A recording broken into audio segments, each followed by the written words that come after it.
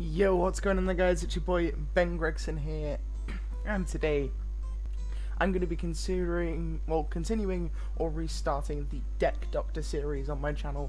Now, if you guys don't know what the Deck Doctor series is, you guys send me in a deck list, and then I go through the deck list and tell you what I think would make the deck more competitive.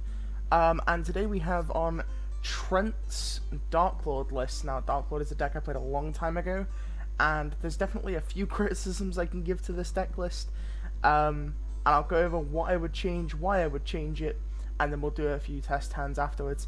So the original list is 1 Christia, 2 Amdusk, 3 Ixchel, 3 Naston, 3 Superbia, 1 Ukubak, 1 Zerato, 3 Allure, 3 Banishment, 3 Contact, 1 Into the Void, 1 Monster Reborn, 3 Desires, 3 Trade-in, 1 Upstart, 3 Enchantment, 3 Rebellion, 2 Sanctified.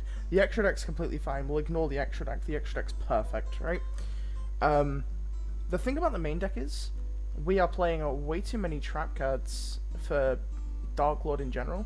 Like, we're playing all of the draw cards. Like, we're playing 3, 6, 9, 12, 13, 14 draw cards. But our main win condition seems to be the trap cards, and I don't think the trap cards have enough impact on today's current metagame. Like, stealing a monster during your opponent's turn, essentially just being a crackdown, doesn't seem to do as much as it should. A Raigeki Break is nice, and a Monster Negate is nice, but the thing is, when you're drawing all of these trap cards, I was noticing doing test hands that I was drawing hands of lots of traps and lots of draw cards that didn't synergize. So to sort of modify the deck and change it to the point where it might be more competitive is to go down the Lightsworn route. So that would be 3 charge the Light Brigade and 2 Raiden. So what this does is it can inherently replace the trap cards, because like we can cut the trap card count down to 2-2-1. And then we can cut Upstart and Into the Void to make it a 40 card deck. This isn't the only change I would make, but the upside to playing the Raiden and the charges is the fact that if you open charge of the Light Brigade, you can actually mill your traps, increasing the likelihood that you'll draw them, or inherently have them, because the quick effects of all the Darklord monsters will allow you to activate the effects of your monsters, the effects of the trap cards during your opponent's turn anyway. So you're always getting residual value. The other upside to Raiden is it can mill your Christia. I don't particularly think Christia's the correct call right now, but it's one of Darklord's better win conditions. Now, for draw cards, I'm not the biggest fan of Trade-in right now, especially considering you're only playing 4 level 8s, or 7 if you include your banishments, so you're essentially playing like a 7-to-4 ratio of trading targets, but a lot of the time you aren't using banishment to search a trading target. Oh, sorry. The Darklord Zerato is also a trading target, but I don't want to cut Superbia from the deck completely, but I do want to reduce the count as well as the count on trading to 0, as weird as that sounds. So we'll be cutting those to 1, and then either Zerato or Christia would probably need to go as well. I think Christia's probably the most cuttable card out of the two, because at least Zerato synergizes with Allure. And now we're going to play a bit of Gamma action,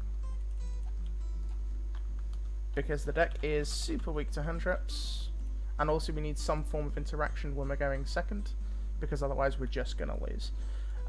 Like, if you go second with this and you don't open some form of interaction, you've probably lost the game anyway. So we have 1 more card slot to fill, so I guess we'll put Upstart back in the deck for now. The issue is, I feel like you're going to fall behind on board quite a lot. Like, once you... because you're playing Darklord, usually your entire hand's going to get inspended turn 1, and like, if your opponent just starts pinging off your stuff with Eldritch cards, I think you're really going to struggle in that regard, but I guess that's what the side deck's for. The other option would be blind second Darklord, which is probably something you could do. Oh, on top of this, we can synchro, right? Because we have a level 4 tuner. and a level 3 non-tuner, which means we could play level 7 synchros. That's XYZ, not synchro. What 7s can we play? Black Rose Dragon, Moonlight Dragon seem okay. Clearwing Synchro Dragon if you want to get funky. We could play Cyber's Quantum Dragon. This card's actually really broken. We're also playing Leap over Gustav Max. Maybe the extra deck isn't perfect. We'll swap that out in a minute. Dawn Dragster is another broken card. I don't think we're ever getting to the point of making a Link 4 without the... What's the engine called? The Venus engine with the Shine Balls, which I think is really bad right now. Like, by all means, if you're playing Darklord, play it. If it's something you enjoy, it's just not something on my list of things to do.